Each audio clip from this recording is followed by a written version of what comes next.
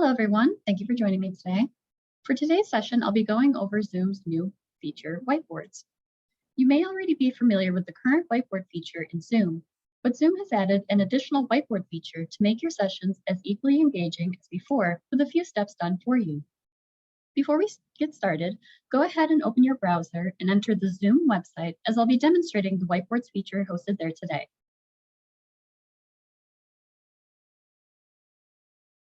For today's session, we're looking to accomplish the following. We'll learn how to create collaborative whiteboards in Zoom, and we'll also learn some different use cases for the Whiteboards feature during your Zoom sessions. I do want to point out some differences between building the whiteboards in the Zoom app versus the Zoom website. With the Zoom app, you can only access whiteboards that are pre-built on the website from a previous session, or you can build them from scratch. With the previous session whiteboards, this is handy if you want to revisit something you discussed or collaborated on with students during your last session. Building them during a session isn't ideal, so it's something you might want to think about in advance because the app does not offer the option of building from a template. The Zoom website allows users to build from scratch or use a pre-built template. Currently, there are only 18 templates to work from, but they are very customizable to suit your needs or spark your creativity. Instead of the previous whiteboard feature, you can build the whiteboard ahead of time for your next Zoom session. From the participant's perspective, it's the same experience as the other whiteboard feature. It's a shared screen that the host can decide if they want to have the participants add annotations or only allow them to view the whiteboard. The host can also allow participants to access the whiteboard during or after the meeting. During the meeting, participants can export the whiteboard as a PNG or PDF. The one caveat about sharing the whiteboard after the meeting is there are limited options to do so. You can change the settings so it's through invitation only, so you would need to enter their emails manually, because not all students are under the St. Rose umbrella in Zoom.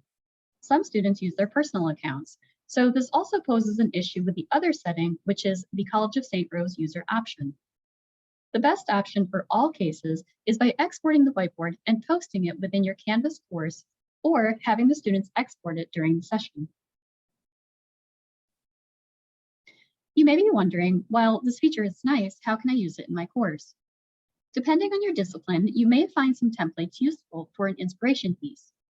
These may be helpful for class introductions, equation demonstrations, comparing and contrasting ideas, character studies, planning projects or presentations, or for a friendly class competition.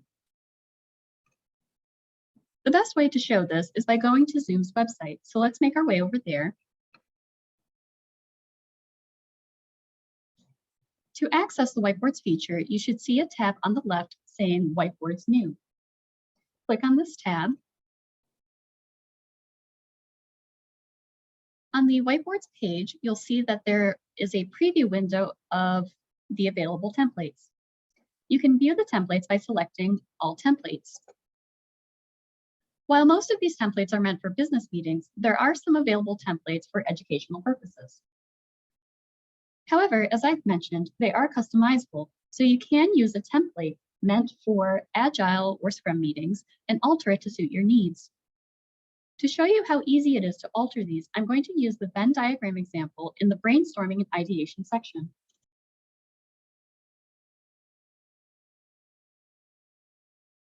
So I would click on the template and then use template.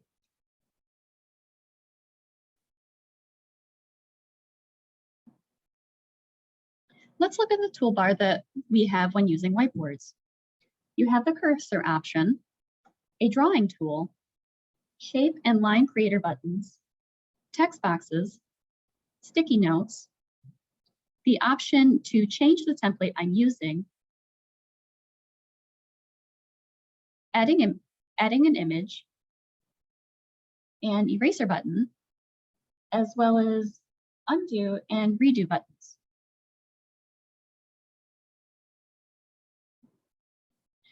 When you click on any of the object buttons, such as shapes, for example, you can change the fill and outline color as well as the transparency of that object after you add the object to the page. So let's do an example. Let's say I wanted to add a rectangle. So I click on the shape and then click anywhere in the whiteboard. And I can adjust the size using the corner pieces. I can rotate the image. I can add text within the shape. To adjust the color, I would click on the filled option here. Or if I want to make it transparent, I could click on the transparent button. Or if I want to leave it as is, I can just do the outline.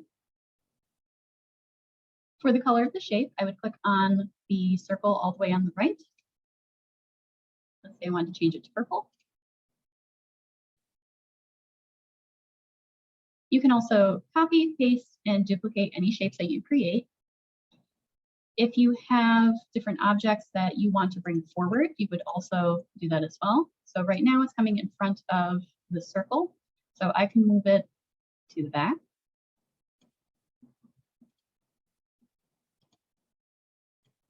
And it would be behind the other shape. If I want to delete, I can click on these three dots as well and go down to delete. So along with creating these shapes and adding the sticky notes, I can also create multiple pages for my document using the number button at the bottom of the toolbar. Let's say I teach an English course and our class is discussing the literary themes of William Faulkner's works. I want to demonstrate how many of these overlap throughout his stories. So let's move the sticky notes out of the way.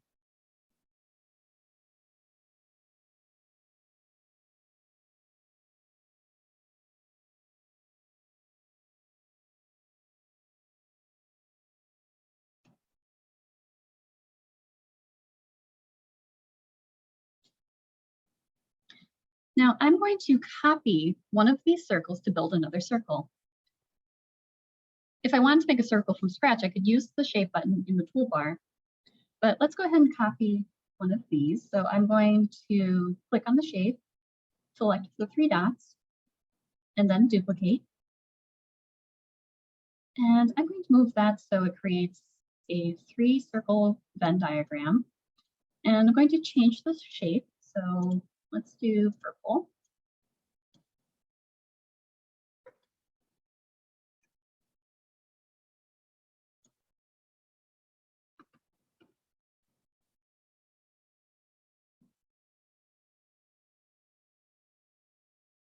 And let's add a title. So let's see, consistent themes in William.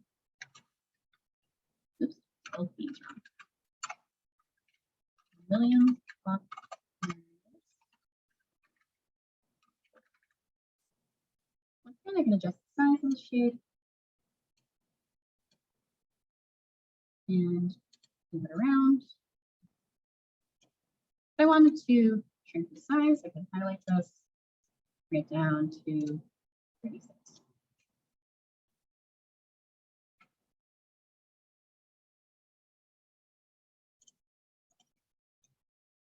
All right, so let's see, I'm going to do the sound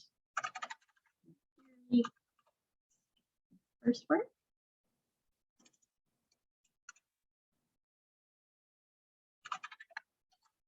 August.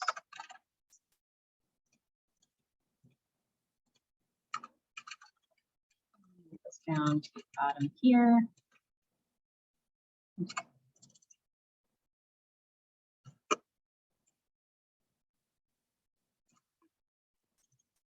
one is anti.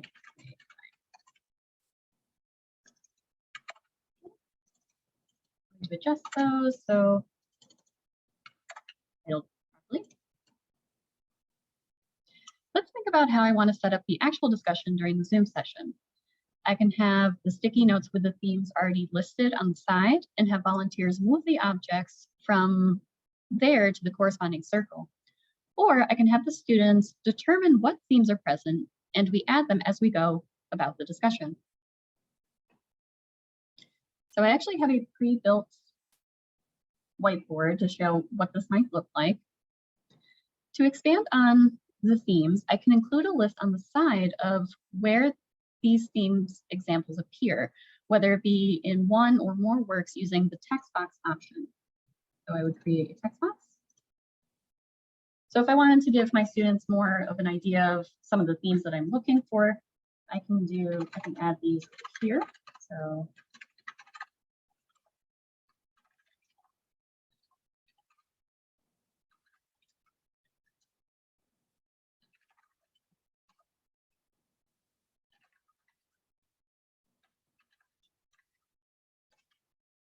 and so on. Unfortunately, I can't show you what I'm seeing in the Zoom app when we're in a meeting, but I do have a slide that shows the buttons you need to click. So I'm going to go back to my slideshow briefly.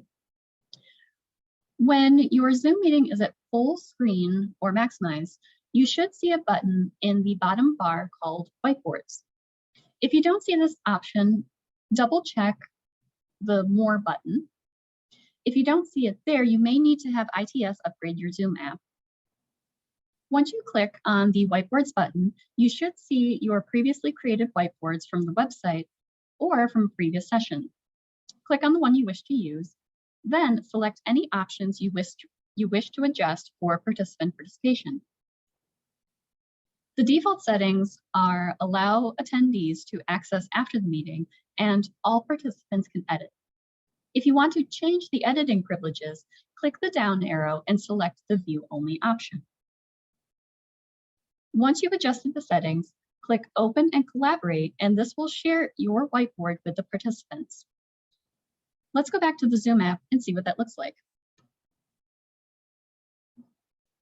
So this is what it would look like from the participant's perspective. They can move around the different sticky notes depending on the editing abilities that you gave them. So we can move this to over here, move that over there, and so on and so forth. Thank you for joining me today. I hope you found this demonstration useful and encourages you to explore the tool for your next Zoom session. If you have any questions regarding whiteboards or any other Zoom features, please feel free to reach out to us at Online Learning Services. Thanks for watching.